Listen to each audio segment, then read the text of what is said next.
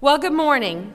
I'm Susan Dewey. I'm the Executive Director of the Virginia Housing Development Authority, and I'm very excited to be here with all of you today.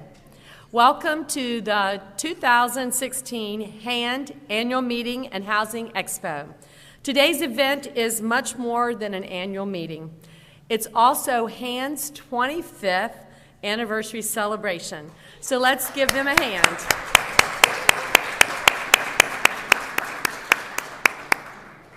VHDA is and has been a strong supporter of HAND, and we are engaged in its training and other activities throughout this region. Like HAND, VHDA recognizes that creating affordable housing in this high-cost area is very difficult. To help us better understand those unique housing challenges and ways in which we can better partner, VHDA created a Northern Virginia Advisory Council, and in fact, we just met yesterday.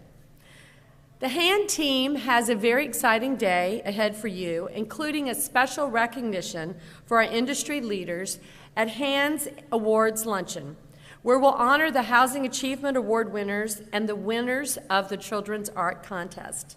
And in just a moment, we'll explore the current state of housing equity, both regionally and nationally. It's a timely topic, as we're all aware of the lingering effects from the housing crash and the Great Recession continue to hamper market recovery. Even though a substantial majority of U.S. households want to own homes, the challenges these days are not whether they will have the will to become a homeowner, but whether they will have the means. Meanwhile, the continuing strength of rental demand has fueled steadily rising rents, while incomes remain well below pre-recession levels. The shortfall in affordable housing for all remains substantial, as the number of those who are burdened by costs and low incomes continues to rise. The scope of these challenges is well known to our guest speaker today, Chris Herbert, Managing Director of the Joint Center for Housing Studies at Harvard University, who is the host of our interactive plenary. Dr. Herbert and his team conduct in-depth research for the biannual report, America's Rental Housing, Expanding Options for a Growing and Diverse Demand. Afterwards, David Bowers, Mid-Atlantic market leader at Enterprise Community Partners, a collection of more than a dozen public and private sector leaders concerned about housing affordability, will provide a practitioner's response on what we're doing about the continuing crisis and touch on solutions that could be on the horizon. But before Dr. Herbert takes center stage, I want to remind you of two important things. First, as I previously mentioned, both Dr. Herbert and David are looking to hold an interactive session with us this morning. So please remember that we'll have the opportunity to ask them some questions. We have a number of ways for you to share those questions. Microphones will be available throughout the room, or you can just raise your hand and one will be brought to you. Additionally, you can jot down your questions and someone will pick them up on those note cards that you see in your chairs. Or you can post now your questions on HAND's Twitter and Facebook feeds, so the rest of the bigosphere gets a sense of what you're experiencing. The Wi-Fi code to get online is HAND 2016, and the HAND handle for both Twitter and Facebook is HAND Housing, at HAND Housing. Please use the hashtag HAND25 so we can track your questions.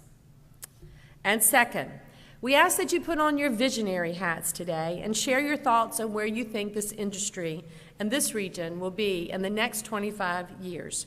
Please use a note card or post to one of those social media feeds for the opportunity to be able to share your hopes for tomorrow during the annual awards luncheon. If you write them down, don't forget to include your name and leave the card at the HAND Lounge in the Expo Hall. Now, if you would, please join me in welcoming Dr. Herbert to the stage.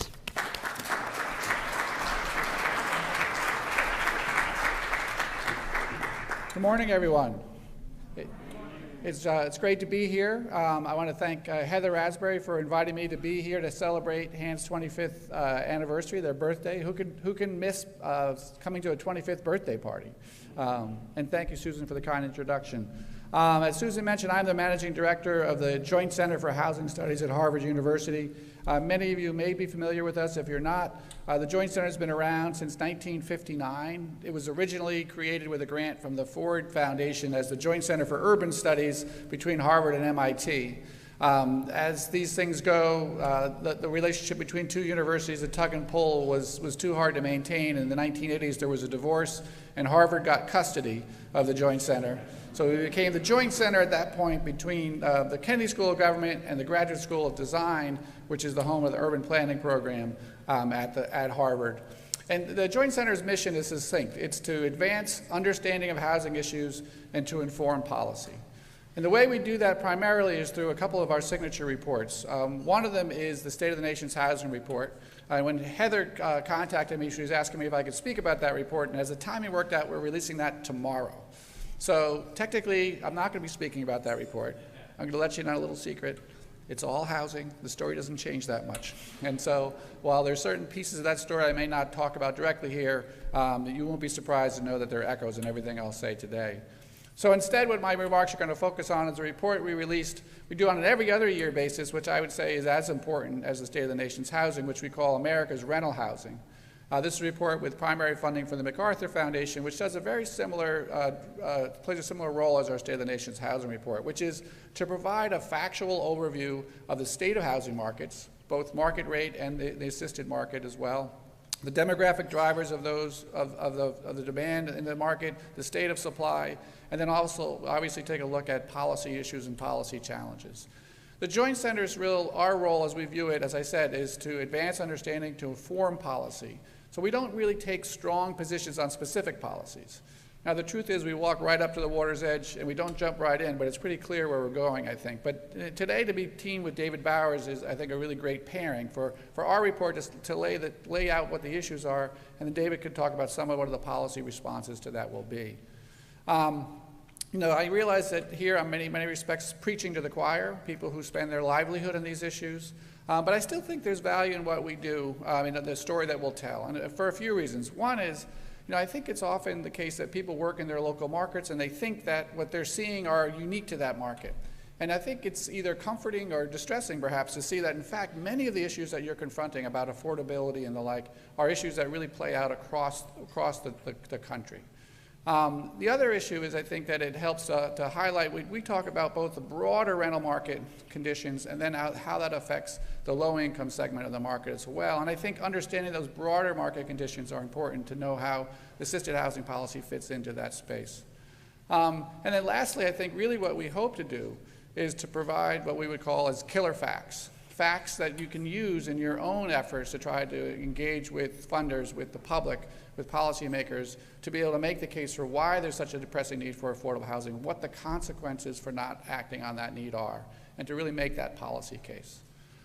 So with that, let me turn then to the report. Now I will say, in doing that and providing that story, what sometimes we get accused of being the Joint Center for gloom and doom. And that the story we tell is not a happy one in many respects, because what we are is we're focusing on the challenges we face as a country. But I think it's an important story to get out. So to begin with, what are let me frame what I'm going to talk about, and they relate to the major themes of the report. So the first major theme is that the growth in rental housing demand is broad-based and at historic highs. And that's driving a lot of what we're seeing in the rental housing market overall. The second theme is that rental construction is surging, and we're seeing, in particular in the last few years, a very strong supply response, not enough to keep up with demand, and as we'll see, it's also been primarily aimed at the upper end of the market, and so not really at all addressing the need for low and moderate income housing as well. A third theme is the fact that record numbers of renters are struggling to find housing that they can afford, and that has a number of significant consequences, both for them and for us as a society. And the last theme is that housing assistance programs are really struggling to keep up with this need. really there's a clear and pressing need for greater supports from the public sector, and I would argue primarily from the federal government, who has not stepped up their involvement in this issue as the need has grown. As an aside, I will also, even though this report is primarily focused on rental housing, I realize that there's a number of people here who are also focused on home ownership issues, and so I'll add, don't forget about home ownership too. And my last part of my talk, I'll go beyond the rental report and just say a little bit about both the state of home ownership and make the case for why it is that we ought to still have home ownership policy as something that we worry about and what that might entail. All right, so to start with record growth in rental demand. So this chart shows that line shows what's been happening with the home ownership rate. And that's the number that gets a lot of headlines. Last year it fell down to 63.7%, having peaked about 2004 at 69%. So we've had this tremendous and consistent slide in the home ownership rate. Two things to point out. One is that it's back to roughly where it was before the home ownership boom started. It was around 64% in the early 90s and had been around 64% for a long time. So in some respects, we're back to where we were, although at the end, I'll come back to this question and note that, in fact, given the changes in our age structure, with homeownership rate has really fallen a lot more than that implies. And the headline last year was that the homeownership rate is now at its lowest point since the 1960s.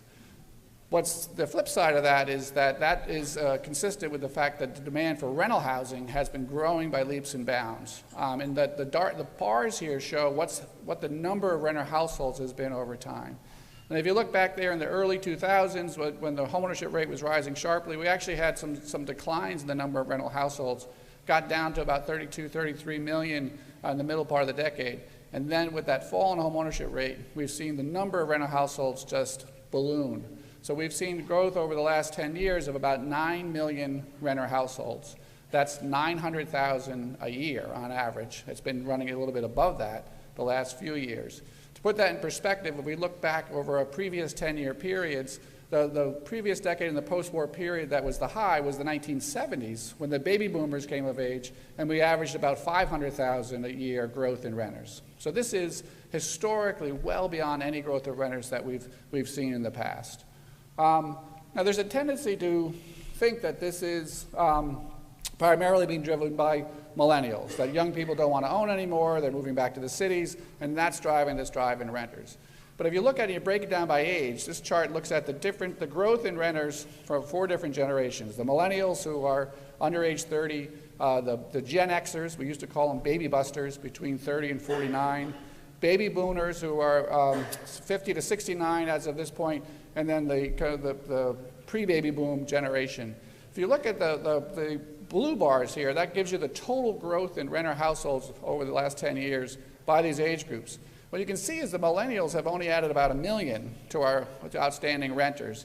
Part of that is because even though the millennial generation is big, people are staying home longer, they're not forming households, so they haven't actually had as much of an impact on the housing market yet that they will as they move into their 30s and do move out. In contrast, really, with most of the growth in renter households have been among Gen Xers, and this is a group 30 to 49 now, 20 to 39 at the time that the housing market crashed.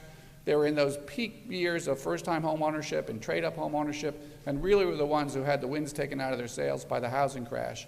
And even though that generation has been shrinking in size relative to the baby boomers who came before them, you can see that they've accounted for about 3 million of the growth in renter households over the last 10 years.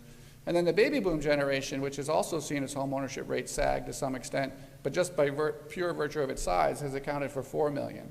So one key aspect of what we've seen in rental housing demand is that it's actually been older than I think conventional wisdom would suggest. This chart then kind of looks broadly across demographics. On the left-hand side is the age distribution we just talked about. The income is in the middle, and then household types on the right. The key thing here is if you compare those purple bars and the blue bars, if you look across all those different categories of demographics, you're going to see is that there's been an incredible increase in renter households. So this is not an increase that's been driven by any one demographic group, but it's been across the age spectrum, across the income spectrum, and across household types. If you look at the income distribution, renters do tend to have lower incomes. We've had falls in household incomes since the recession, so we have had strong growth in lower income rental households. Here, measured in terms of $25,000 increments, you can see that there's been growth of about 4 million in renter households making less than $25,000 a year. So certainly there's been tremendous increase in demand for low-cost rental housing. But I draw your attention to the right-hand side, the households making more than $100,000, which has typically been a very small share of the population, has also seen growth of 1.6 million. So 1.6 million more renters making more than $100,000 a year over the last 10 years. And in percentage terms, that's the income group that's seen the biggest increase. And so tremendous increase in renting among a group that typically hadn't. And I think one of the reasons why we're seeing the type of building we're seeing is that really robust growth in demand at the upper end of the income distribution. In terms of household types, if you look at those bar charts, it's organized along the spectrum of who the most common types of renters are. Single-person households have accounted for about 2.8 million new renters over the last decade, and it's been the single largest type of source of growth. But the second largest source of growth is families with children, which is about up by 2.2 million. So we have this conventional wisdom that renters are young people living in friends-like apartments. If you look at the right-hand side, the non-family households have not seen that much growth. Again, it's been a lot more middle-aged households, families with children, single persons who are driving that growth. The next slide, just to kind of so where are we going from here? So we've had this tremendous increase in renter households. What's the next decade look like? I'll be honest, I'll be humble. I kept expecting the homeownership rate to find a bottom. It hasn't. I think we will find a bottom in the homeownership rate soon. I think a lot of those headwinds that we've been experiencing are starting to dissipate. And I'll talk again at the end why I think that there's still underlying sort of fundamental demand for homeownership. And so what we've done at the Joint Center is project out going forward, assuming that the homeownership rate stabilizes where it is, what's that going to imply about renter household growth? And with that assumption, we get growth of about 400,000 a year over the next decade. Well below what it is now, but still not too far off from that level that was previously, the 1970s, about 500,000 a year, the peak. So relatively robust renter household growth over the next decade. And given the fact that the homeownership rate hasn't found a bottom, every 1 percentage point fall in that homeownership rate translates into about another 100,000 renters a year. So 400,000 in some ways seems like the low end now, and it could be somewhat north of that. But not as robust as it's been now, absent the homeownership rate continuing on that slide, which doesn't seem likely, but still very strong growth. What this chart shows is how it's going to be distributed by age. And one thing that's you'll see is that millennial generation, now in their 30s, is going to be a key source of demand for rental housing as well. Again, reflecting the fact that that's where a lot of the household formation will be, and also the fact that that generation does have lower homeownership rates than the ones that came before it.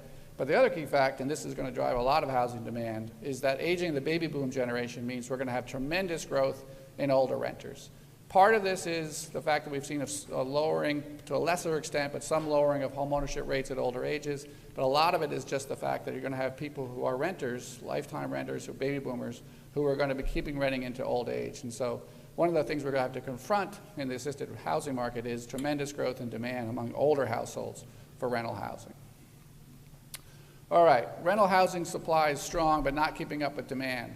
I want to start by giving some framing of the overall rental housing stock and a little bit about the dynamics of how it is that we add to the rental housing stock. So I'm going to apologize ahead of time. The next chart is confusing, but hopefully I can walk you through it. This is one of those cases where, as an academic, I get enamored of the details of the analysis and maybe give up a little bit on clarity, but bear with me.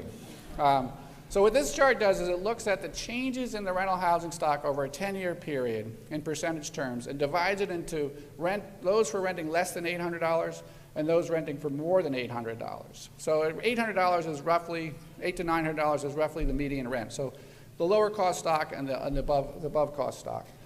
And it looks at the different ways in which we add to rental housing or lose rental housing. So on the right-hand side is 10-year conversion. So we go back to 2003, fast forward to 2013. How much change was there in the rental housing stock coming from housing that was owner-occupied in 2003 versus now?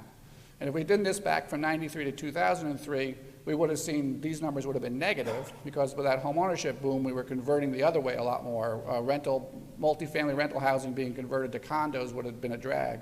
You can see over the last decade, that the biggest source of rental housing we had was actually changing owner-occupied housing to rental housing.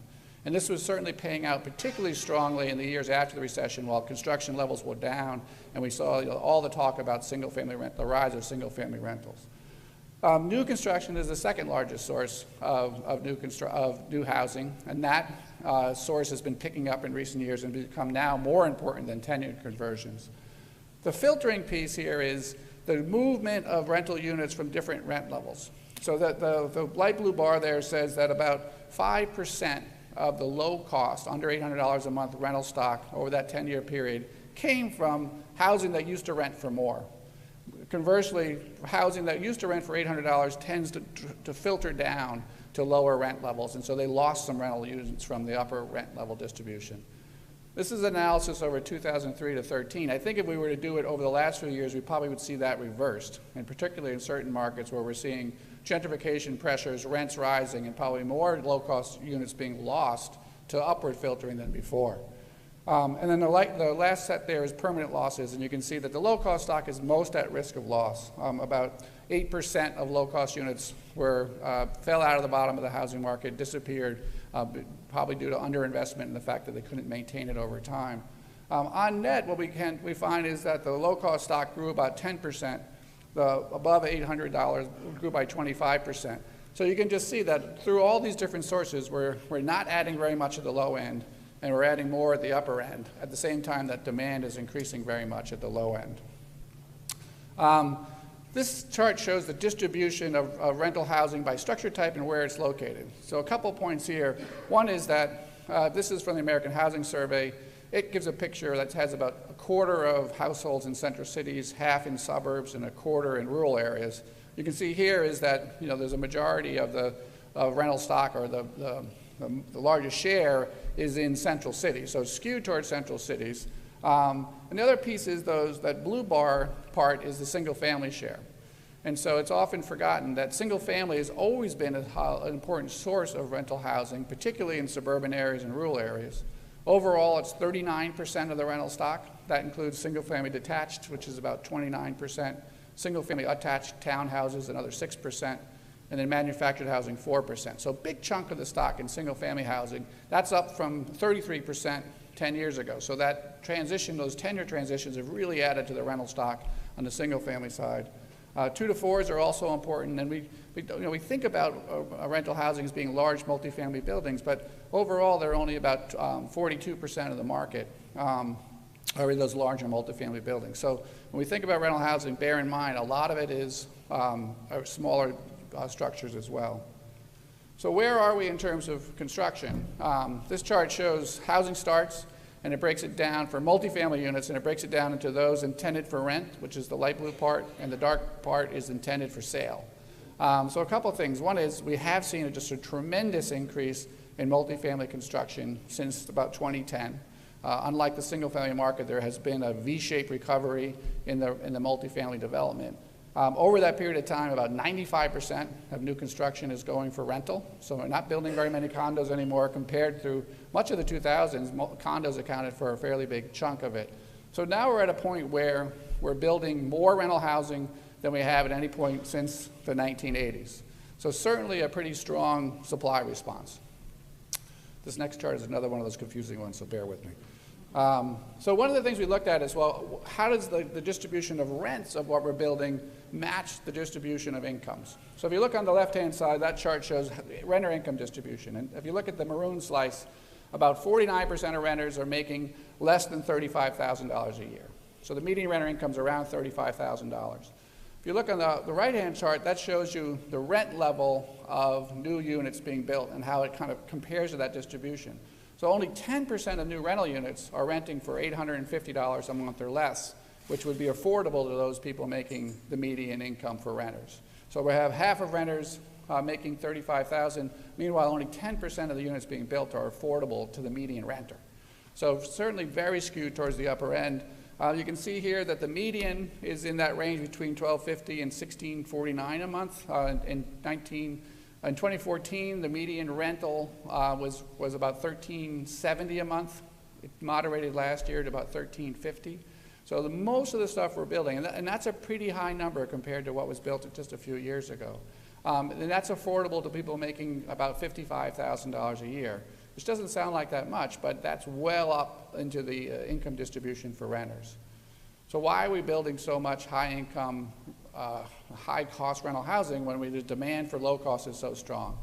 Well, it goes back to the point I made earlier, when 1.6 million new renters or additional renters making more than $100,000, there's a lot of demand for more luxury apartments than we've had in a generation. There's also no doubt that there's stronger demand for urban living than we've had in the past. And again, there's a need to provide housing for the younger college-educated people who are more likely to want to stay in cities now. And so we're seeing a very disproportionate share of high-income rental housing. It's much more likely to be in principal cities, about 60% of new multifamilies in cities now. And it's much more likely to be in buildings with 50 or more units. So we're building high-density, high-end housing in cities, partly because of demand, and partly, I think, because of the development challenges you face in trying to find land zoned for multifamily, and the regulatory process and the costs of inputs to be able to build more affordable housing. So developers are going to certainly gravitate, given the challenges, to the upper end of the market. It's an issue in terms of how do we supply that housing that's affordable to people at lower income levels. So given all this building, where are we in terms of market tightness? One would think with housing starts at the highest level since the 80s, we'd be seeing some loosening. Not yet. This chart shows a trend in the rent levels from the CPI, and you can see that it's been trending up, running about 3.5% last year at a time when inflation is very low. And so in terms of real growth in rents, that's some of the strongest real growth in rents we've seen, again, back to the 80s. Meanwhile, we've seen vacancies fall consistently since 2010, and so now we're at the lowest rental vacancy, according to census data, again, since the late 1980s. So you can see vacancy declines are starting to moderate here. If you look at data on professionally managed apartments from groups like MPF, we're still seeing rent gains in many of these markets that are above 5%, in the hottest markets around 10%. But there's some indication that we're starting to see absorption slow, and we might be getting to a point where the market is starting to soften, particularly at the upper end. But it's not a strong softening. I think it's more of a moderation, and it's more market specific. So overall, given that strong rental demand that we're seeing, which is continuing, even with the strong levels of construction, the fundamentals of supply and demand suggest we still have pretty tight rental markets that are unlikely to ease very quickly. The one note of caution I think that we talk about is on the multifamily side, with rents up, vacancies down. If you're looking at this as an investment class, it's been a very strong performing investment class. One issue is the valuations. We've talked about for a number of years that it was overlooked in the housing boom and bust that the rise and fall of multifamily property values was similar in magnitude in terms of the upswing and the downswing as the single family side. Since then, the recovery in the single family, as you know, is back about 5 to 6% below in nominal terms where it was at its peak nationally. Some markets are above that, most are below it. Some are like Phoenix and Las Vegas are still well below it, but they're kind of getting back in that range. If you look at this chart for multifamily properties, nationally, the new level of apartment prices is 39% above the previous peak. In markets like New York, it's 95% above the previous peak. San Francisco is similar. I've got Washington, D.C. on here. Washington had a bigger peak before, so it's about 55% above its previous peak, but still very substantial increase in prices. It's driven by very strong performance. It's driven by low interest rates. And it's driven by an investor appetite for the kind of returns that multifamily property can provide, which have been driving down cap rates. So the one thing that does give me pause, particularly in certain markets, is the question of these valuations and are they inflated? And while the fundamental supply and demand aren't in balance, there might be valuation issues, which, if they pop, could lead to dislocations in the market for financing, even at a time when the demand for housing is still going up. All right, so that's the kind of supply conditions, the demand conditions. So what about affordability? So this chart, actually, I've thrown on here owners and renters as well, and the two portions of the bars are the moderately burdened households, those paying between 30 and 50% of their income for housing, and then severely burdened, paying more than 50% of income for housing. So the blue bars are for homeowners, the purple bars are for renters. What you can see is that there was an increase in both of these over the first half of the last decade, with the owners being driven obviously by the inflating of the housing bubble. And a lot of that also reflects the entry of young households into home ownership who are more likely to face cost burdens. The number of renter households facing cost burdens was drifting up during this period as well. Remember, the number of renter households was actually going down. So this, even though on this chart it doesn't appear too dramatic, the share of renters with cost burdens was rising pretty sharply for the first half of the last decade. Since the housing crash, the number of homeowners has moderated as foreclosures have driven out people from homeowning that were the most financially strapped, as people who have the ability to refinance in today's lower rates have done so. And as the entrance into homeownership of young people has really slowed dramatically, and again, that's the group most likely to face housing cost burdens. So on the owner side, the good news is housing affordability is way down. To the extent that it's been driven by foreclosures and the lack of opportunities to buy, that's a problem. But meanwhile, what you can see is the number of renters facing affordability problems has hit record numbers. So we're at 21.3 million who are cost burdened, paying more than 30%, and 11.4 million renters paying more than half their income for housing, which, as you'll see, doesn't leave a lot left over for other things. What's driving that increase? So this chart tries to peel it back a little bit, and the bars here now show you that increase in the share who are cost burdened. You can see how much that was marching up in the first part of the 2000s. The lines show you, going back indexed to 2001, the median renter household income and the median housing payment that renters were making. And all these are controlled for inflation. So if you follow those lines, the dark line, the blue line, through 2011, you see a great divergence where housing costs were going up at a fairly moderate level, not in real terms dramatically, up about 5 percentage points over that period. Meanwhile, median renter household incomes were down by 15%.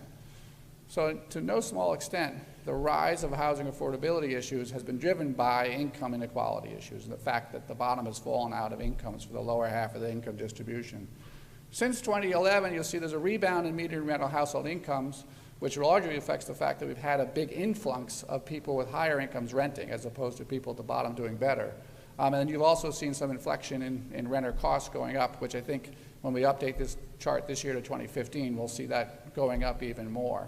So all in all, over that whole period of time, rents are up about 7% in real terms, incomes down 9% in real terms. And so it's that widening gap between both incomes and rents that's driving that rise in affordability. So it's as much an income story as it is a housing story. That rise in affordability, too, plays out somewhat differently across the income spectrum. If you look here at the lowest income households making less than $15,000 a year, we use these cutoffs of real dollar amounts because we find that when we talk to the press, it's easier for them to get their head wrapped around that than if you talk about 30% of AMI or 50% of AMI or what's an AMI. And $15,000 is understandable as what you make working year-round, full-time at the federal minimum wage. And then each of these increments are additional working year-round at the federal minimum wage. $15,000 is roughly equivalent to 30% of AMI, and the poverty level it's more about $19,000, so it's a little tighter. But you can see is if you're making that little amount of money, that group has always been significantly cost burdened. It's gone up a little bit, but only in part because it's hard for it to go up much more. About 70% of that group are severely cost burdened, and another 10% are moderately cost burdened.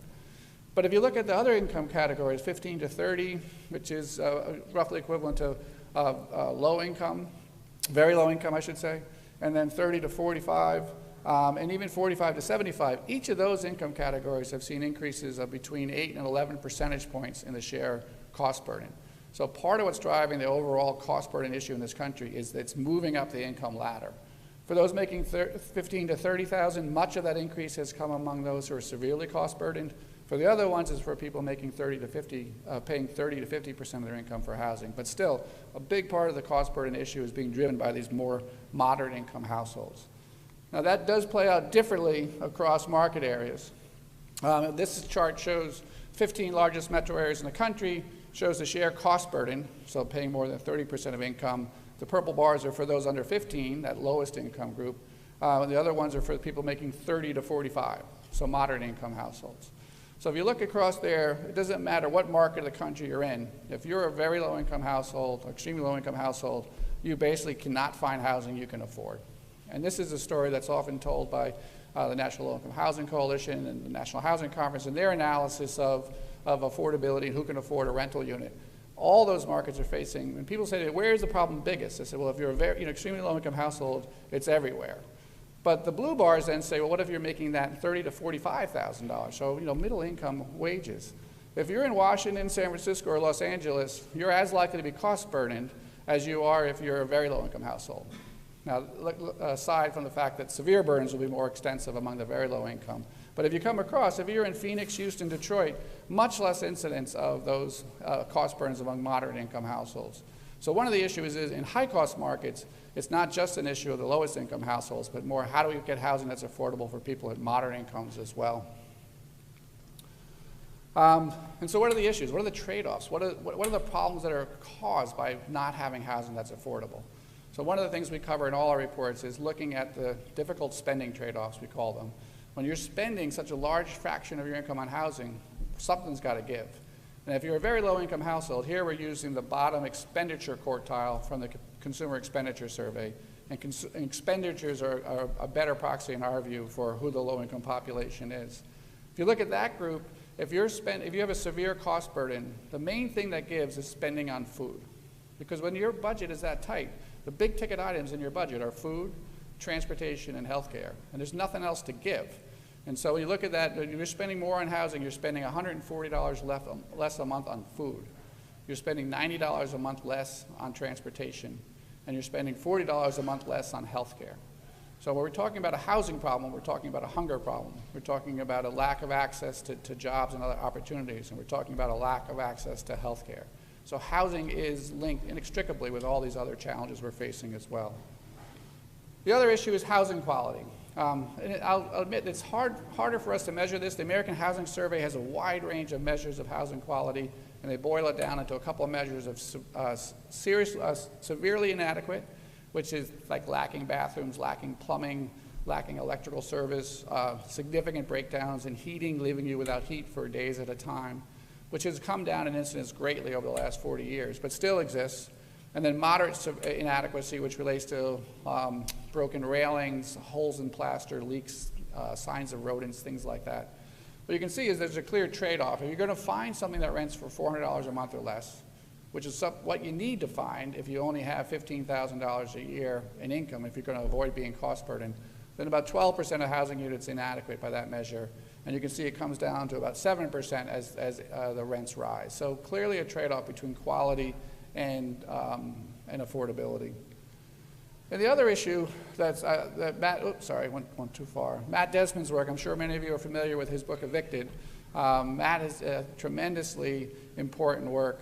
He's a really unique combination of a very careful academic researcher and someone who knows how to tell a story to really understand what's happening. If you haven't read Evicted, I would recommend it. It's like two books. There's the book that tells the story, and then the footnotes. That's like the academic part of the story. Both are important. And one of his principal points is that eviction is not just a consequence of poverty, but a cause of poverty. If you're facing that level of housing instability, it's difficult to hold a job. It's difficult for kids to get the education they need. It raises stresses on the family in innumerable ways. And so the fact that you don't have stable housing is a fundamental cause of poverty, not just a consequence. Using the American Housing Survey, we can put some bounds on what the risk of eviction is. We don't have great data on eviction, but there's about 2.1 million low-income households from the 2013 AHS who had missed a rent payment in the last few months. 2 million of those felt they were under the threat of eviction, and about 600 to 700,000 said that they actually had been told by the landlord that they were going to be evicted. And so this issue about affordable housing is also about housing stability, housing security, which again has significant consequences.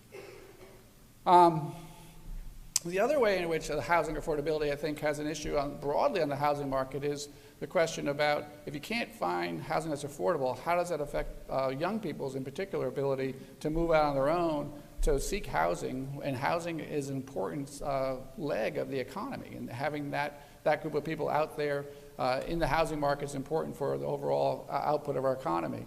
And one of the things we did was we divided the 100 largest metro areas into the 25 most expensive ones measured by rent burdens, and then the 50 middle ones and the 25 cheapest ones, and looked at what's the proportion of young people heading their own household in those places. And what you can see is there's a very clear association with whether or not you're staying home with mom and dad or doubling up in other ways, and how affordable your housing market is. So not having affordable housing also has consequences for people being able to move out and on their own.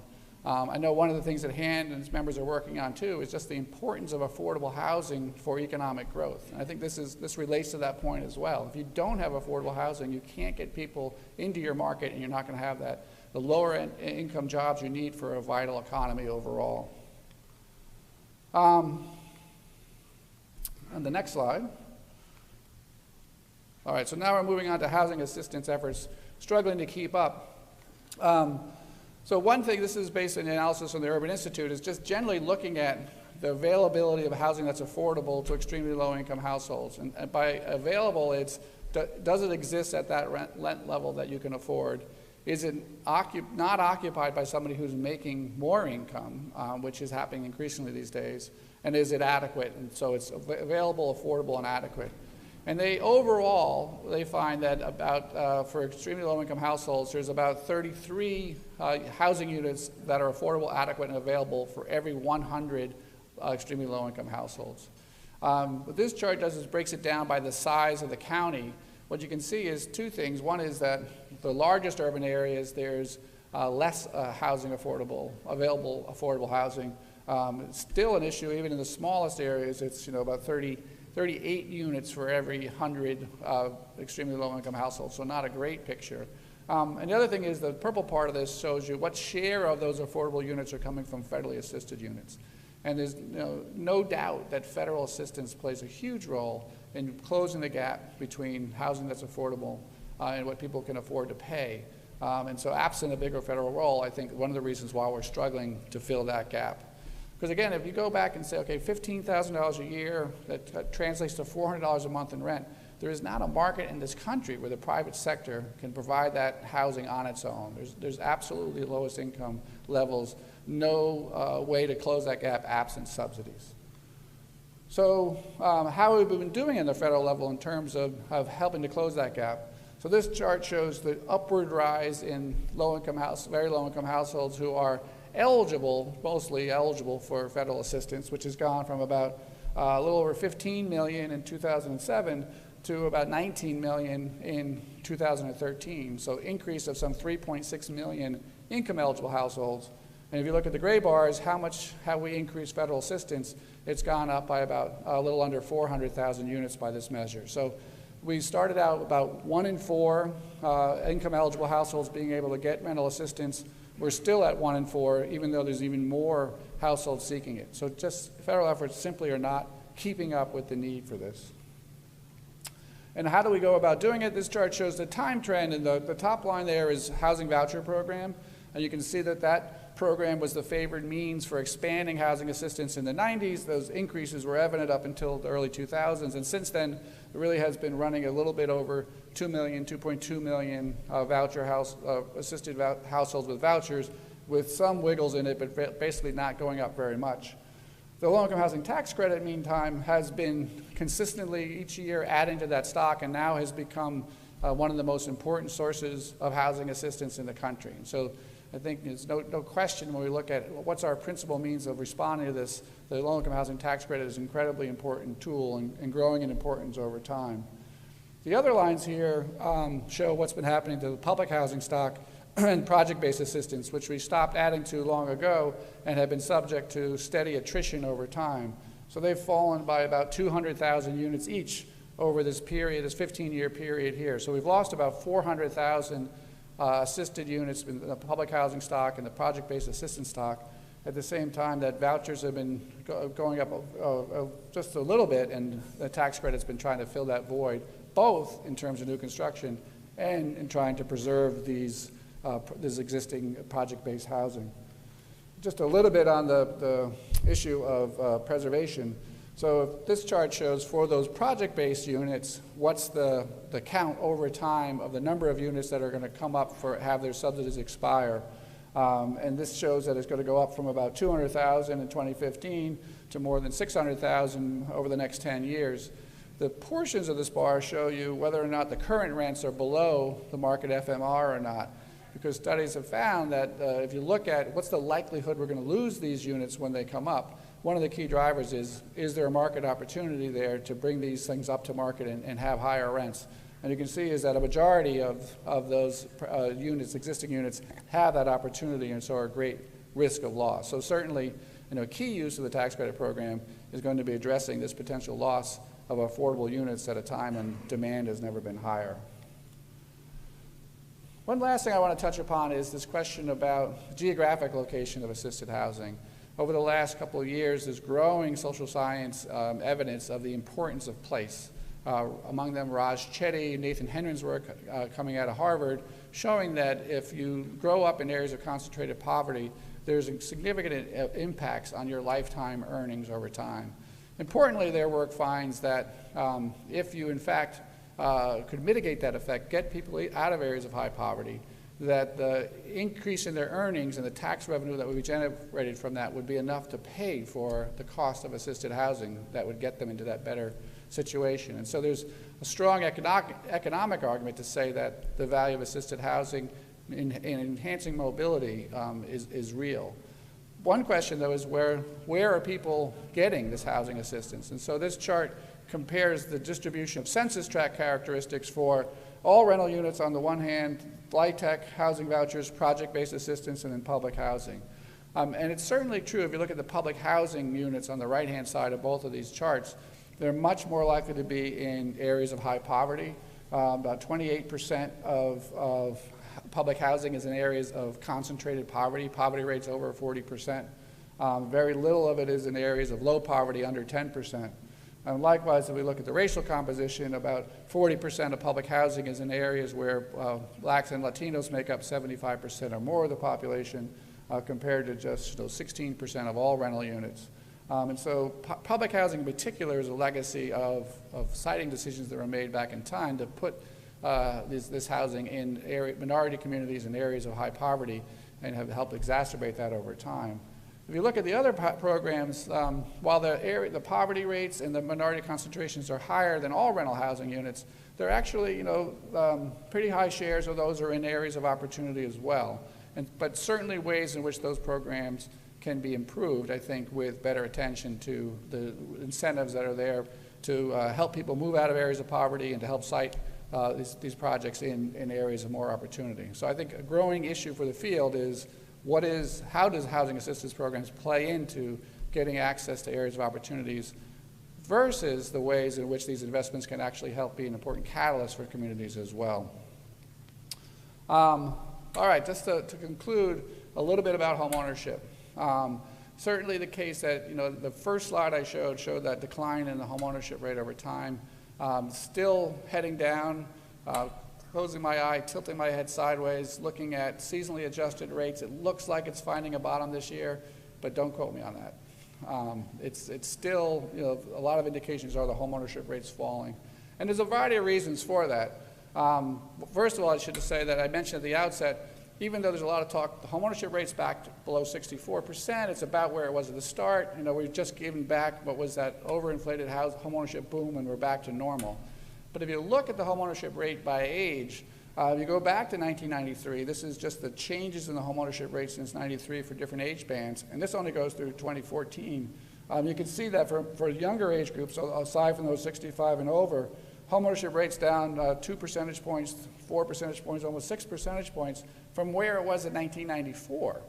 And for those of you who are old enough to remember, in 1994, one of our concerns was the home ownership rate for young people had been falling for a decade, as we had double-digit mortgage rates and high housing prices in the 80s and a double-dip recession.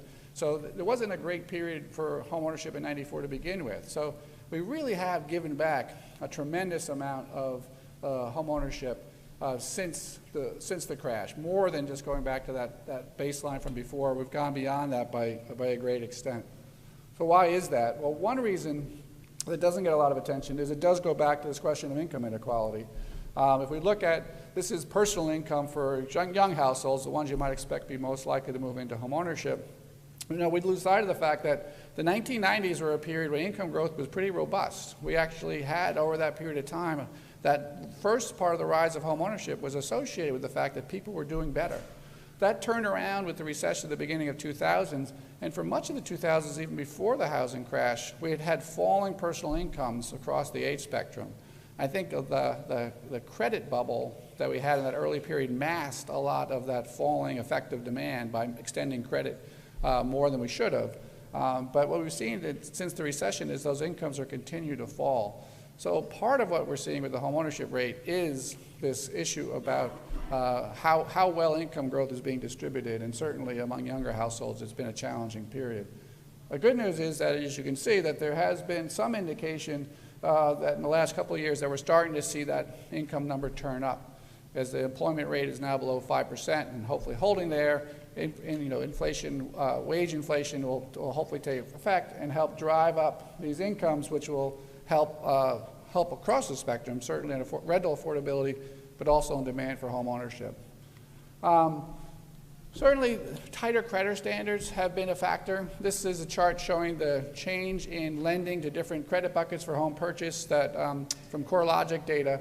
And what you can see is that if you look at people under credit scores of under 660, that market has largely dried up. But if you did this for under 620, it would be almost zero. If you look at the right-hand side, what happened with people over 720, there has been a fall off in purchase activity. It's about 9 percentage points from 2001 to 2013. So if you take that as some indication of the kind of general lowering of demand, but if you look at this group, 660 to 720, moderate credit scores you would think that are good credit risks, that's also down by about 37 percentage points. So clearly, I think there's been ways in which the fallouts from the housing crash, the changes in regulations, and risks that lenders are facing have led them to impose overlays on credit that have made these, particularly for these moderate credit score borrowers, loans harder to come by. The other issue, certainly, that's out there is student debt. This is an issue that's been growing in awareness and importance. Going back to 2001, about 22% of people 20 to 39 had student debt. Fast forward to 2013, it's nearly 40%, so a doubling of the incidence of student debt. Meanwhile, the average amount of debt has gone from $17,000 to about $30,000. Again, almost an order of magnitude doubling of the amount of debt outstanding. So there's no question that I think that there's some impact of that rising debt levels on people's ability to save for home ownership and ability to qualify for a mortgage. If you look at the distribution of people who are their payment burdens, it doesn't look so bad overall, but a lot of people are taking on debt who are not yet in repayment, and so I think it's a little bit of an issue that's only growing in magnitude as those debts do become due and payable. Right now, of 20 to 39-year-olds with debt, about a fifth have payment burdens of 14% of income or higher. So I don't know if the glass is half full or half empty. That's a pretty high share. One of the big issues we're looking at is, in fact, the student debt that's being taken on. It's more likely at the tail ends to be large amounts of debt, and in contrast to the past, when that used to be people with graduate degrees, it's increasingly now people without even finishing their BA. So there's a lot of people saddled with debt that didn't really get them anything. They have no way to get out of it, and it's going to be a millstone for particularly lower income, many minority households going forward. So I think a structural issue that we do need to be worried about, both for its own sake, but for the housing market as well. So why home ownership? Why should we still care about home ownership? And there are two big reasons, I think, both financial and on the preference side. On the financial side, this chart shows the median wealth among low-income households on the left and minority households on the right. It shows housing wealth, non-housing wealth, and then you almost can't see it, but this is, the yellow part here is median wealth among renters. Even though we've seen a sharp fall off in housing wealth, it's down about 23% for low-income households from 2007 to 13, down even more, 45% among minority households. It's still the case that this is still a substantial portion of overall wealth for households. In fact, if you discount the housing bubble and the kind of wealth that was derived from it, it's really not that far off, these levels of wealth, from what they were before the housing bubble. So much of the talk about the loss of wealth is part of it is just that loss of inflated house values. The other thing to bear in mind is that it's not like non-housing wealth is riskless. In fact, the magnitude of decline in non-housing wealth is very similar as it is for these groups as it is for housing wealth. And it's just the fact that renters don't, now I realize this is apples and oranges, but we don't have very good vehicles for people to both have an incentive to save and to accrue wealth over time. And homeownership done right has over time proven to be an important source of financial stability. I think at a time when we're seeing rents rising as fast as they are, that the value of homeownership as a rent hedge is important.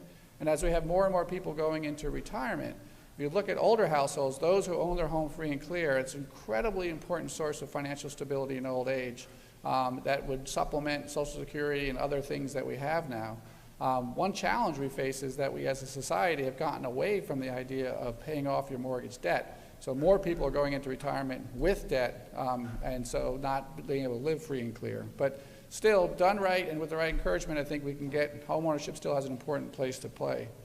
The other thing has to do with preferences. And so if you look, my view of the research has been asked people about their attitudes towards homeownership, perhaps somewhat surprisingly, that has not been that much diminished by the downturn.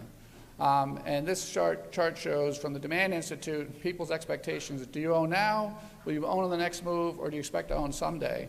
You know, the key thing here is that for those under 30, it's about 90% still say that they want to own someday. Now, for a lot of them, it's someday. It's not my next move. So there is delays in marriage, delays in childbearing, other economic setbacks are pushing this off. But ultimately, it's there. And if you look at why people want to own a home, financial reasons are still important, but most of it has to do with a sense of security, a place to call your own, an ability to adapt it to your own purposes, put down roots in the community. All those things still have value, still are important. And so I think we don't want to lose sight of the importance of homeownership as one avenue people have to housing security going forward. So this is just in terms of, again, looking forward, in particular issue for homeownership, I think. This is our household projections now, not just looking at for renters, but for all households, and looking at it by race and ethnicity. So going forward, we expect to see strong household growth over the next decade. One thing, of course, is that a lot of our country is growing in diversity. Overall, on net, 75% of household growth over the next decade is going to be among racial and ethnic minorities. If you look at people under 30, and this is where the millennial generation is going to help drive demand both for rental housing and entry-level housing, 95% of that growth is among people of color. And so if we don't have a housing market that works in terms of access to mortgage credit, access to information and other supports for a growing minority population who have less of a family history of homeownership, the market's not going to work well for an increasingly important segment. The other thing to bear in mind again is I think we're an increasingly older society, and so this is really going to drive a lot of housing policy. Is what are the baby boomers going to do with the housing they're in? And for those who are financially insecure, how are we going to help them to be financially housed securely in their old age? All right, so where does this leave us? As I said, Joint Center for Gloom and Doom. So now that I got you all depressed, yeah, I'm going to turn it over to David. Just quickly, you know, one of our goals is that housing has not been part of the presidential debate up to now. And so how do we get it on the radar screen? How do we get this, particularly at the federal level, to be part of the discussion? You know, I think it is high in the discussion at the local level. This is an issue that you can't escape if you're a mayor, you're in a county. You have, across the spectrum, you have you know, people who are being displaced by rising rents. You have homeless counts that are rising. You have middle-income households who can't afford to own. Mayors increasingly are the ones left to confront this, but they can't solve the problem on their own because the lack of resources is something that they just don't have to make a dent in the problem. How are we going to do that? I think we have to make a case both for the importance of affordable housing across the spectrum of things I talked about and the cost effectiveness of this. That not make these investments has important implications both for other public spending and for our overall economy. And lastly, just make a plug to say, and don't forget about continued support for homeownership as one leg of that stool. So now I'm going to turn it over to David, who's going to tell you how exactly we're going to solve all these problems.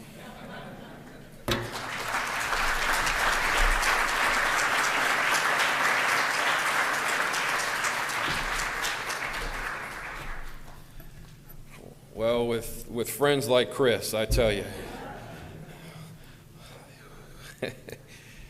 Thank you, Chris. Appreciate it. Very, very challenging words and interesting data to look at. So I want to first start off by saying congratulations to HAND for 25 years, to the board president who's here, Mary Ann, to Heather, and to all the HAND team and members. We as members of HAND, congratulations on getting the 25 years. It's great to look out and see a room full of folks for this plenary session, and obviously what we're looking forward to for this afternoon's luncheon. So again, congrats to HAND. And we at Enterprise are proud to be a member and supporter of HAND because of all the great work that it does. So it's good to be here with all of you. As I mentioned, my day job is wearing a hat with Enterprise, and we at Enterprise really do believe that everyone deserves opportunity, and have a real fundamental belief that opportunity really does begin when people have the opportunity to have a safe, decent, healthy housing and an affordable housing that they can call home, that provides that foundation that Chris spoke about, particularly when it's connected to good education, good health care, good transit, and good job options that allow folks to grow and become their fullest selves. Since our founding back in 1982, Enterprise has provided nearly $24 billion of investment to help support the preservation or production of nearly 360,000 homes around the country.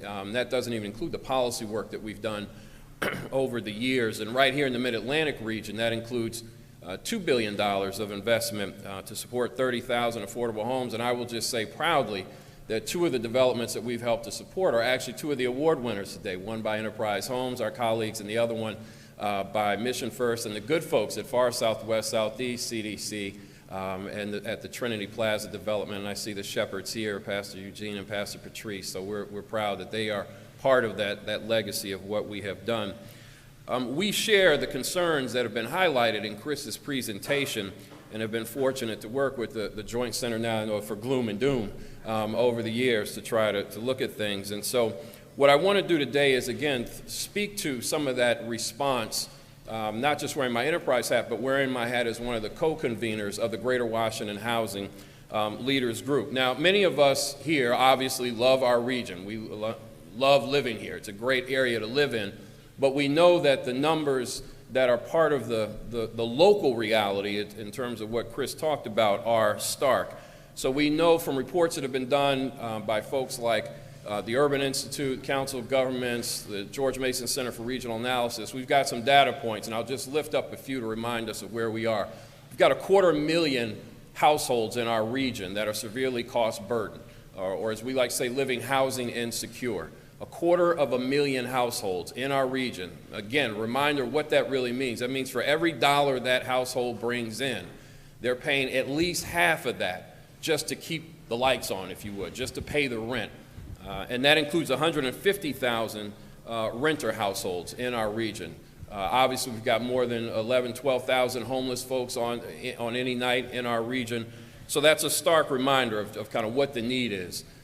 The projection that's been made that by the year 2023, we'll have another 149,000 low-income households projected to come to the region in the work done by Mason and Jeanette Chapman. So we know that on top of the urgent need that many of our fellow residents in this region are living with, we'll have more. And you heard Chris reference how you need that income distribution to support, right, our economy here in the region. So there's going to be more stress put on an already stressful situation. Just for an example, in terms of the loss of rental stock, right here in Washington, or in D.C., right across, I have to remind myself, I'm in the Commonwealth now, so I have to say right across the river, in Washington, D.C., has lost over 25,000 rental units that are at that under $800 price point that Chris referred to. 25,000 lost between 2002 and 2014.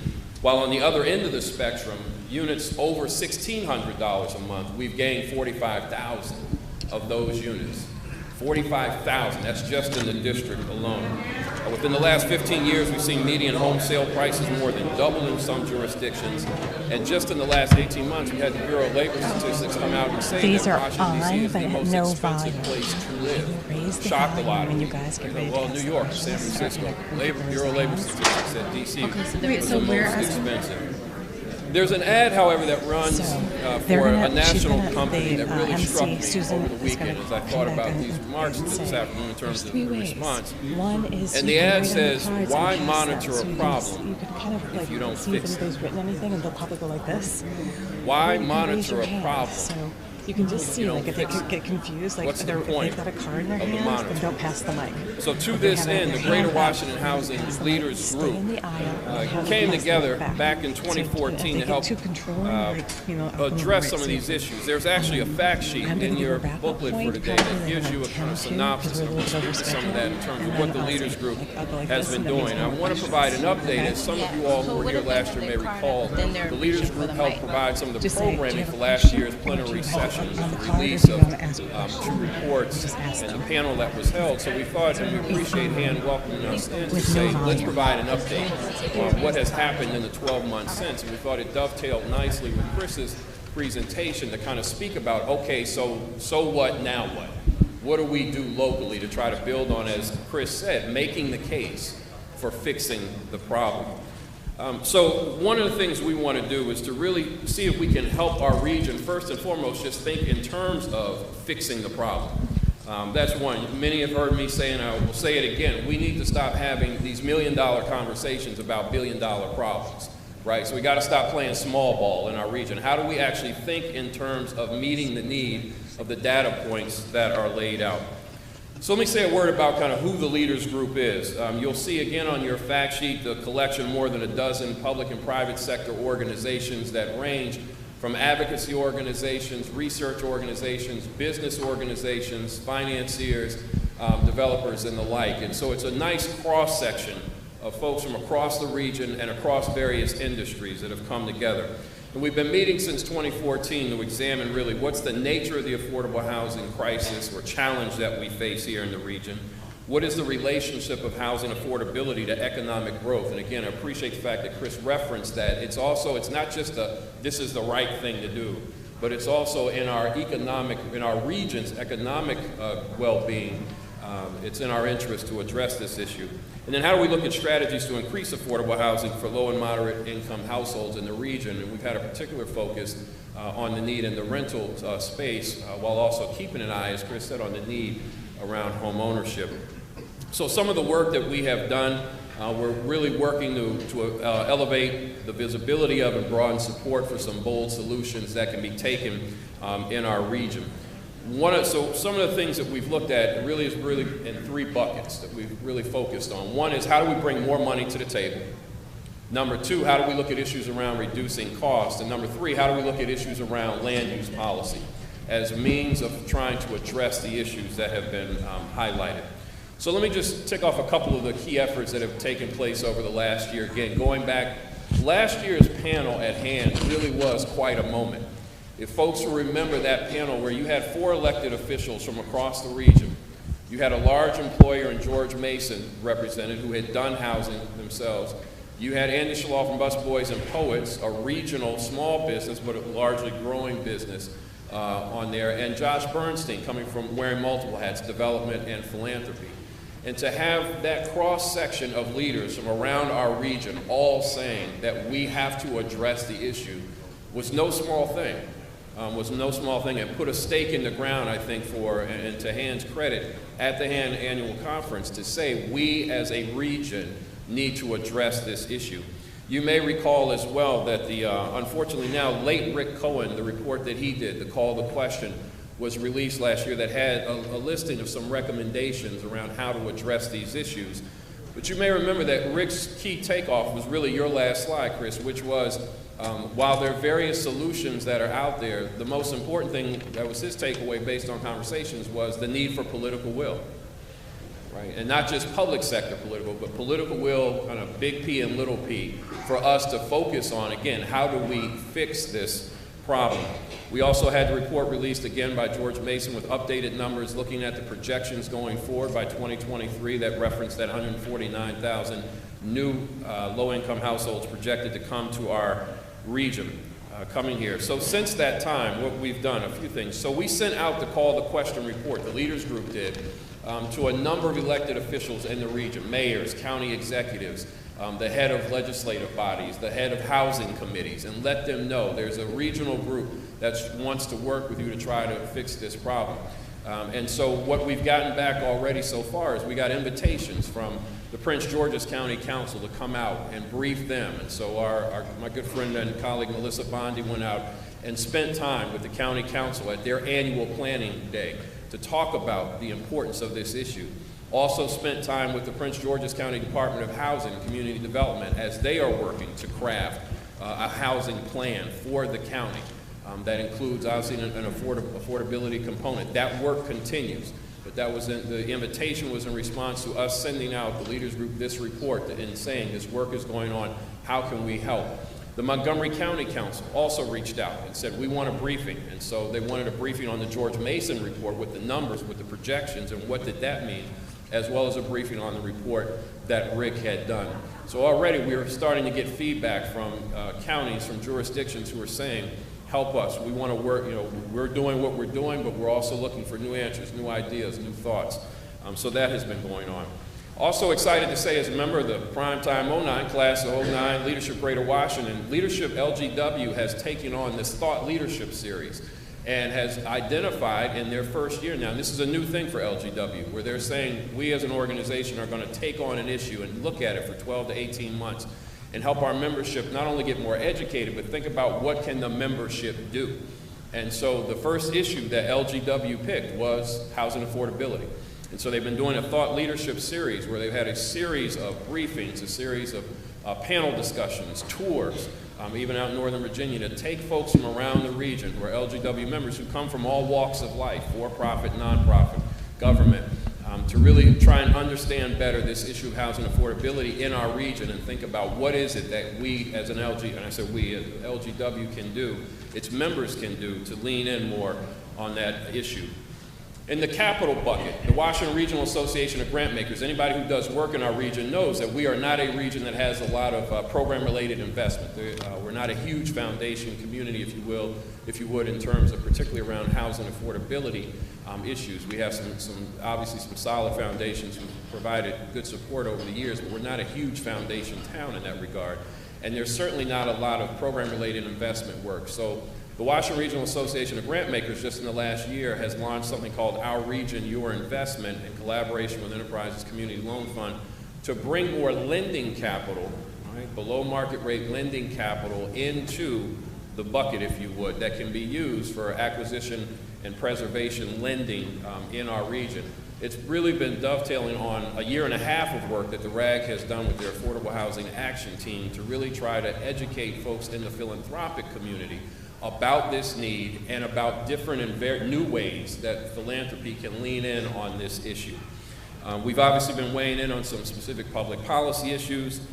We've also got a session coming up on June 29th of this year at the Mount Vernon Place United Methodist Church that is going to look at how can we grow housing trust funds, how can we leverage the amount of money that's in trust funds, and then how can deals be done without using trust funds at all. So as I like to say, how can we grow the pie, how can we stretch the pie, and how can we eat without pie?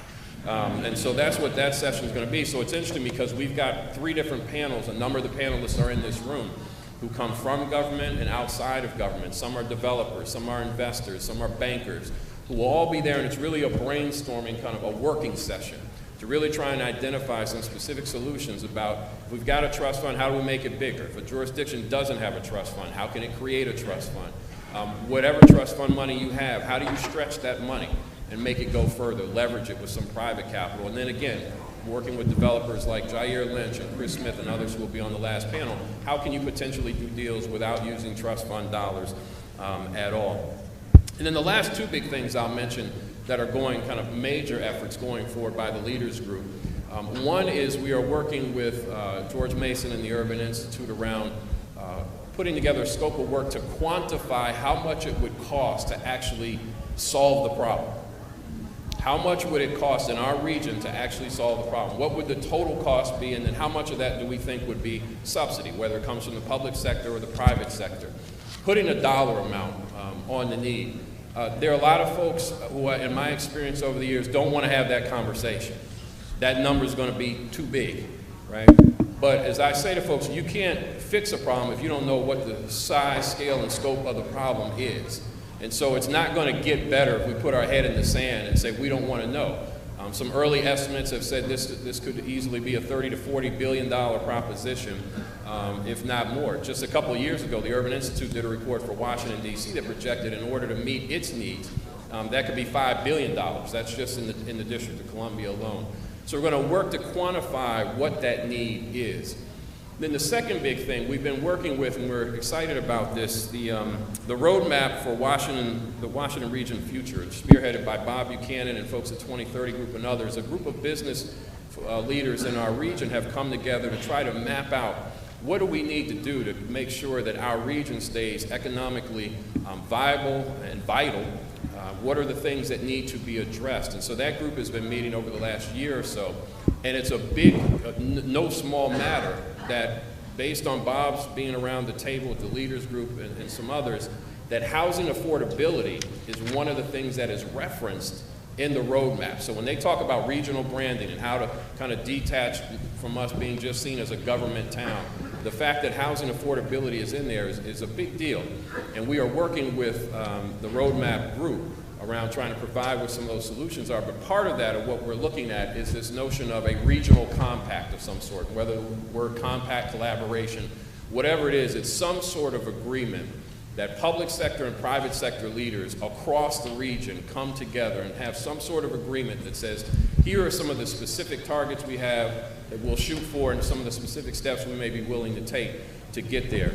This is no small thing, trying to put together something like this. So we're working now, we'll be having conversations to identify who are some of the key leaders we need to talk to, again, public and private sector, and how do we bring them together to kind of, and create some sort of infrastructure to put something in place and then make sure it's acted upon over the long term.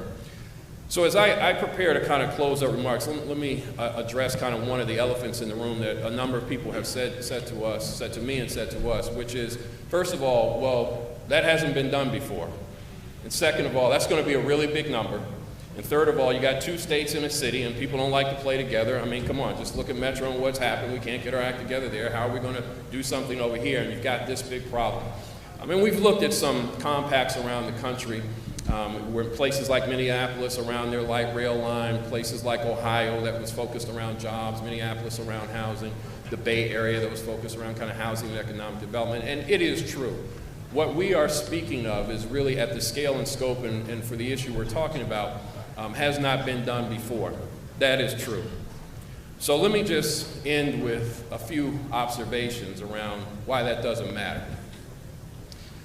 The founding document of this country, one of the founding documents, said that I was 3/5 of a man. There was a compelling human need, people organized, and things were changed. For generations and generations, people who looked like me were legally enslaved. There was real human need, people organized, worked, and change was brought about. For generations and generations, women did not have the right to vote in this country. It was a real human need. People organized, they worked, things changed. For as long as this country was around, people assumed that a white male was going to be president because that was all we ever had. People organized, things changed. We've never had a female president. People are organized, maybe things will change. In the housing arena, in Washington, D.C., those who worked on some housing affordability issues worked to have a bill passed when Adrian Fenty was mayor. It says $75 million would be the baseline for funding in the Housing Production Trust Fund. And I'll never forget people coming and saying to folks who were advocating for that, that's really naive. There's no way we'll get that. And it was made subject to appropriations. You guys are silly to ask for that much money. They're not going to be taken seriously. And the bill passed, but no appropriations was made. Vince Gray was elected mayor, and there were fights around getting $20 million or so in the Housing Production Trust Fund. That was where the conversation was, $20 million. But people saw a real compelling human need, and they organized. And instead of naysaying, instead of saying what couldn't be done, or what wouldn't happen, they put their hand to the plow and did work. And the next thing you knew, before Vince Gray's first term was over, he made $100 million, the baseline. And then 3 or 4 members of the city council who were running to become the next mayor, several of them had bills that made $100 million the baseline for funding in the Housing Production Trust Fund. Why do I share that example? It means we went from a conversation around 20 million to a conversation around 100 million. Does $100 million solve the problem? No. But it's 5 times what we had, and the working assumption was, the status quo was, you're naive if you ask for 75. We're arguing over 20. But people saw a need, put their hand to the plow and said, we can do better and we must do better. And now the whole conversation has shifted to where 100 million is the baseline. So yeah, hasn't been done before. But you know what? That's why the name of the group is the Greater Washington Leaders, Housing Leaders Group. It's not the followers group. It's not the status quo group. It's not the go along to get along group. It's not the, well, that's the best we can do group. It's the Greater Washington Housing Leaders Group. There's intentionality in the name. So,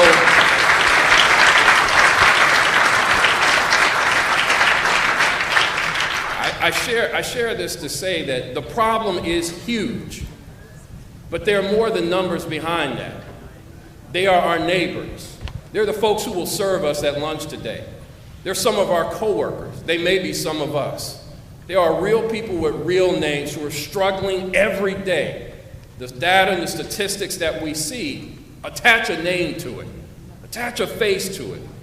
We don't have the luxury of not working to fix the problem. That's what the Greater Washington Housing Leaders Group is trying to do at the local level.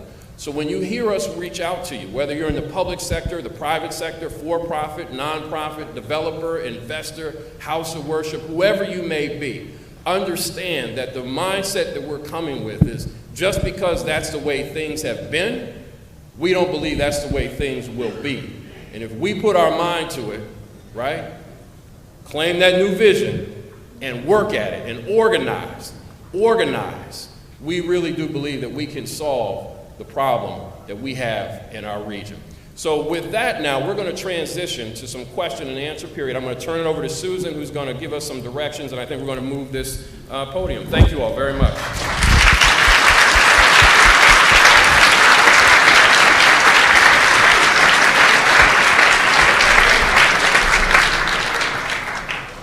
Thank you very much to Chris and David. That's been wonderful. And we are going to now transition to questions. Just to remind you, there are microphones that'll be around the room if you'd like to use one of those.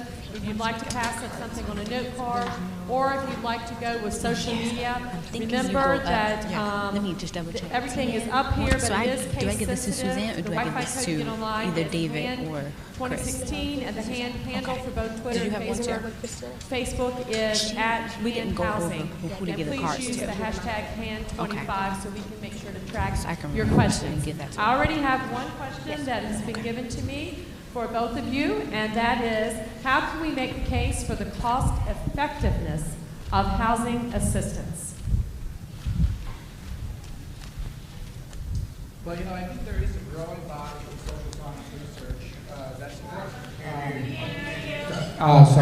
There's a growing body of social science research that really supports that case. Just quickly, one important one that came out this past year was a study that was done by Apt Associates for HUD called the Family Options Study.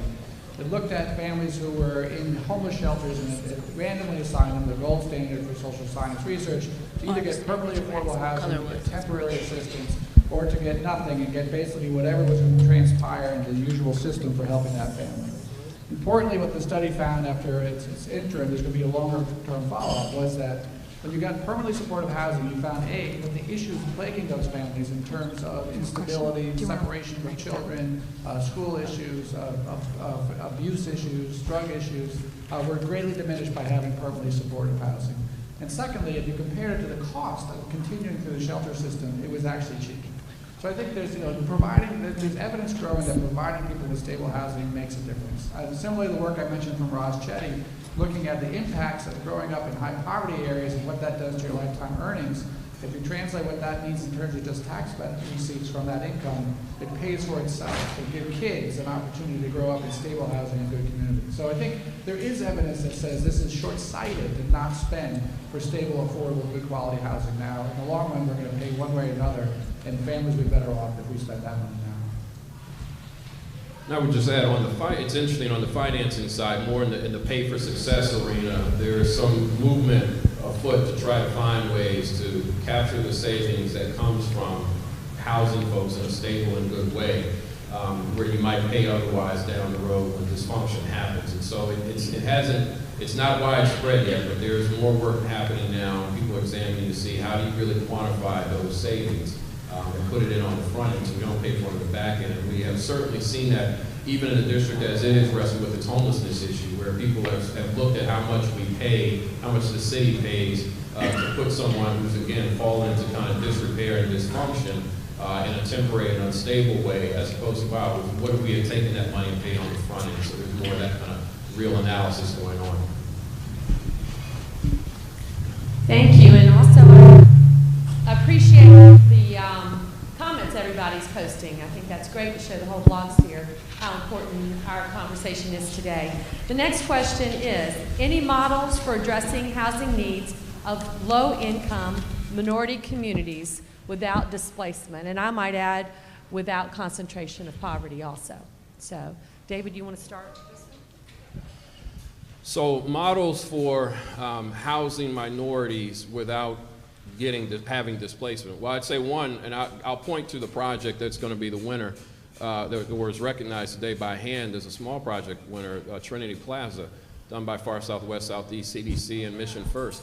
Working creatively with houses of worship and others who own land, who may have an interest in doing affordable housing development, is actually one way to get new units built that can oftentimes serve folks who are already there at lower incomes. And we've seen examples of that across the region, leveraging off the land that is owned. You'd be surprised how much land is owned across our region by houses of worship, some owning 40, 50 acres, some own a couple of parcels and lots, but where new development can be done. I would also say that in some conversations with Angie Rogers, who leads the New Communities Office here in Washington, D.C., under the Deputy Mayor's office, she's been very intentional in her conversations about trying to ensure there is not displacement when there is this massive redevelopment of the public housing, and being intentional about making sure that folks aren't moved until there is an identified new unit. So I'm not speaking for the city, but just in terms of the conversations I've heard, I think there has to be an intentionality about recognizing what can happen and then putting steps in place to make sure it doesn't happen. Certainly right now with the gentrification pressures we're seeing in markets across the country, certainly here in Washington and Boston where I'm from, San Francisco is probably ground zero for it. Issues around making investments in communities and how that, by raising up the demand for housing in that area, can lead to displacement are certainly front and center. And I think the issue is when you do have a market that's at that stage, it is hard to reverse that process. It's going to take a lot more subsidy to make it happen. I think what it really means is that we have to think longer term. When you're talking about investments in revitalizing a community, is plan for success. That someday when this does succeed, that ultimately this will be a community that's going to be more demand from widespread folks. And so what that means is building in permanently affordable housing as part of that. And there's a lot of talk about in San Francisco, I believe it's the Tenderloin, where in comparison to the Mission, there hasn't been as much displacement, in part because a third of the housing stock in the Tenderloin is permanently affordable.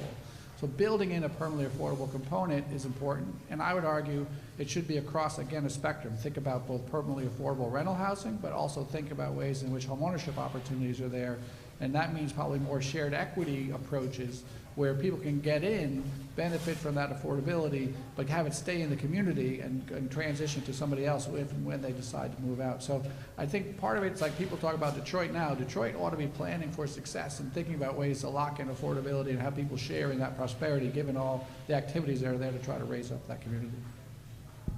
And I would just add, speaking of the planning for success, I have had conversations in Baltimore over the last couple of years with the mayor who had the current mayor, a plan to bring in 10,000 new households. And so when I would ask the question about, and I asked the question around, play the chessboard out, what if you are successful, what might that mean? And then putting in place steps to kind of buy up, if you would, land bank or work with nonprofit, mission-minded for-profits to preserve now what's affordable.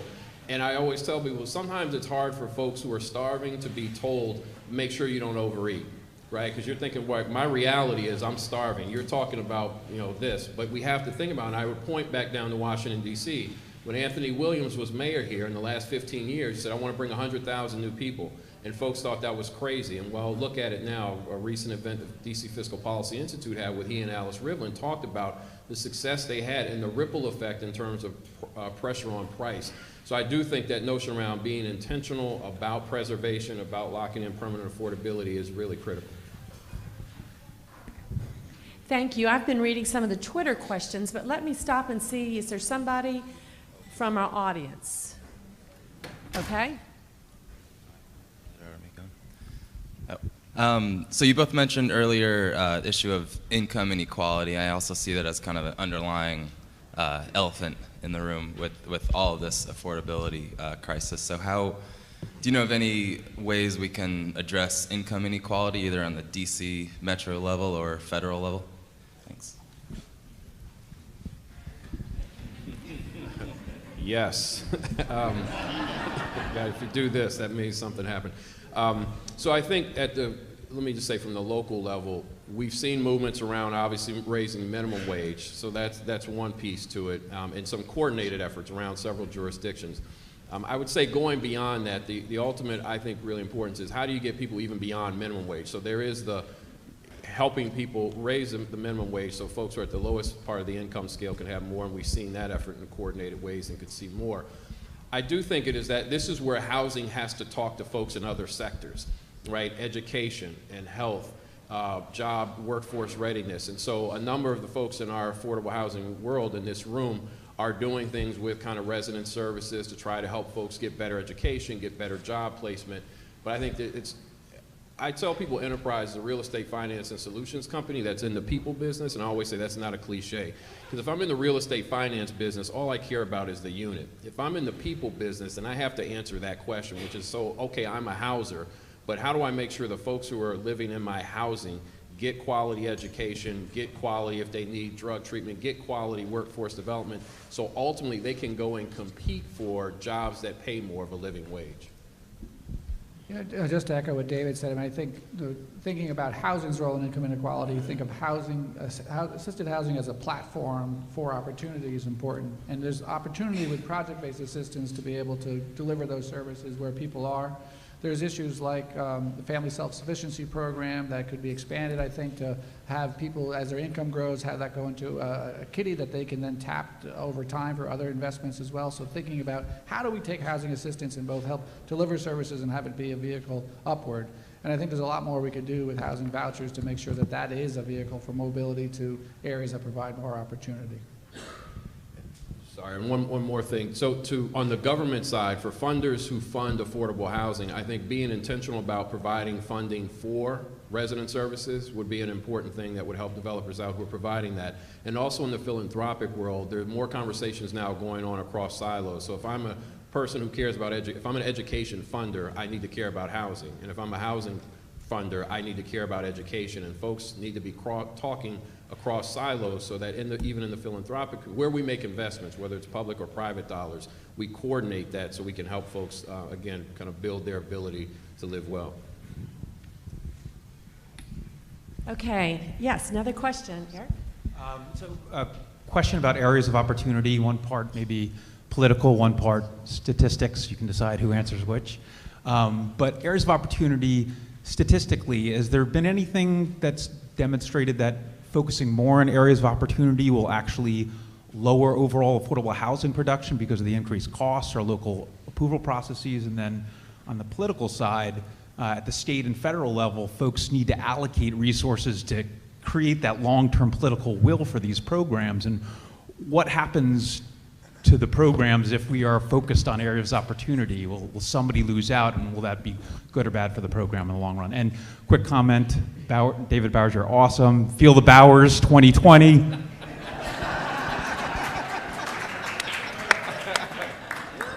Who do I make that check out to, sir?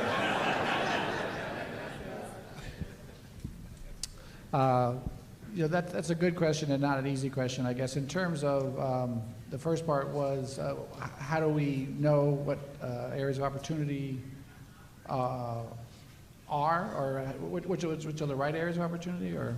What's the impact of these areas of opportunity mean higher costs? Oh, right. You know, you may be able to answer that question better than I can. I think that there's certainly ways in which land costs are going to be higher in certain high-income communities. I think it's probably overstated to some extent because I think the cost of development in urban areas can be high as well. So I don't know how much of that will be a differential cost of development, and I think it's certainly worth the extra subsidy to make it happen in areas that are going to open up areas of opportunity. I do think that this question of you don't want to abandon areas that are trying to be revitalized. And so it really is a tricky question to say, okay, so if we want to channel development more to so-called areas of opportunity, and I put that in air quotes because I think we could have a whole session about what does that mean and how do we define that. I think we want to make sure that there are investments in low-income communities now, that investment can help solidify that community. I think there's no question that investments in stable, good quality housing can provide a real anchor for a community. So I think it's just a question of being more mindful about that, not just being driven to the areas of least resistance. Partly it's about not just cost, but about political resistance, and that going to these other communities takes more of a fight. And so I think we should be willing to make that fight. But on the other hand, I don't think we should say don't build in these other communities, because I think there's good examples of how good investments in affordable housing can help be a catalyst for an area as well. So I don't know that I answered your question, but I think that I think there's a question that, a tendency to dichotomize this, to say don't build here, only build there. And I think that we should take the cost to build in higher opportunities areas, but we need to make sure that it's a coherent strategy that doesn't leave places behind too. I think that's thank you for the compliment, by the way. I think it's a great question for us as an industry, because I think it provides a gut check for us as an industry. So a couple of things. Number one, when we can't do the both and, totally agree. I mean, we have to do both and, it can't be either or. And it's a real, here's the gut check. So we have said for generations, we don't want to have these zip codes of pathology, as my former boss, Senator McCulsey, used to call it. So we don't want to concentrate poverty, right? And so, okay, we're going to move folks over here, but then it costs more. So sometimes people don't want to pay. And we have had a situation where a transaction came up in the Columbia Heights neighborhood. And internally and externally from government partners, the response was, that's too much subsidy to be paying. That's too high a price to pay per door to preserve that building. Well, do we then move them back over there, wherever there is? So they've lived here all this time, this neighborhood's on the come up, and now we're saying, you gotta go, we don't wanna pay for that. So we say we want folks to be in areas of opportunity, but we don't wanna pay. The other side is also, if anyone's grown up in this area, you can go around the region. Trinidad neighborhood, 8th Street neighborhood, Shaw neighborhood. There was a point in time where those would have been identified as neighborhoods where you wouldn't invest because there wasn't opportunity. Now you can't afford to go. A lot of folks in this room couldn't afford to buy in those neighborhoods, right? And so I think we have to localize it to our market, not just general generic conversations of policy, but to say in our marketplace, we see, you can go east of the Anacostia River in Washington, D.C. and say Anacostia, right, Congress Heights are neighborhoods that by certain definitions are not high opportunity and we wouldn't invest there. But if we don't, those folks within the next 5 to 10 years are going to be priced out and displaced. So I think we have to be very clear about what our end game is and what the implications could be. Thank you. I know we could sit here and ask questions all day. Unfortunately, we're out of time. I will tell you, David, it's already out on social media. You're running in 2020, so word is out. And if you would keep your seats for a moment longer, because President... Look what you started, Eric. Keep your seats for another moment because the President, Mary Ann Dillon, is going to come up to the stage as we close out. But please join me in thanking our wonderful panel members today, Dr. Chris Herbert, and also David Bowers. Thank you both very much.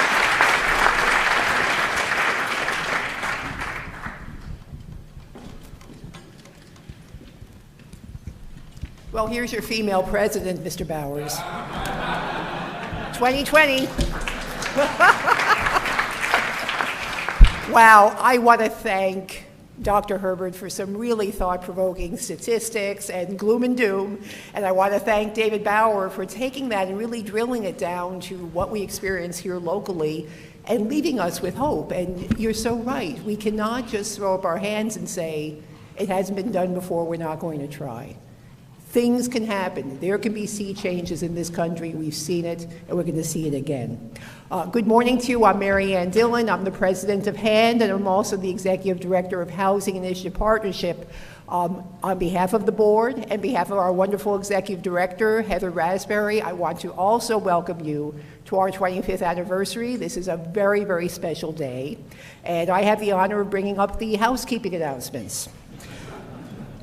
First, the expo is open, so as you go and visit at all the booths, please note that in honor of our 25th anniversary, we have something special in store in the HAND Lounge. There is a comfortable seating, a special area called the HAND Lounge. There are refreshments throughout the day in that area, and there's a charging station for your cell phones and your laptops that you can also use there. You can also pick up a HAND history passport, and when you first go into the expo, you'll see the HAND table off to your right. Stop there. We have our Generation HAND volunteers helping us. And you can pick up this HAND history passport, which is a fun game that the HAND team has cooked up. Participants will answer 3 HAND history questions, and then you can go out into the expo and see if you can get as many stickers as you can from as many exhibits as you can on your passport from the different vendors. Members of the HAND Brain Trust Committee are staffing the HAND booth today, and they're ready and able to share any other further details with you, and will also give you a check on your passport. A drawing will be held in the luncheon for the lucky people who have their passports. As a reminder, the awards luncheon, which is just next door, starts at 12:30. You want to get there a few minutes early because we have a very special event at the stroke of 12:30. I'm not going to tell you what it is, but I can tell you you do not want to miss this. So please have your seat, be in your seats by 12:29 at the very latest. And I'm going to encourage everyone right now to move to the expo. We need to clear this room because we have an overflow crowd today. We have almost 1,200 people here. This room is going to be part of our luncheon. So on that note, I'll see you at expo and see you at lunch. Thank you so much.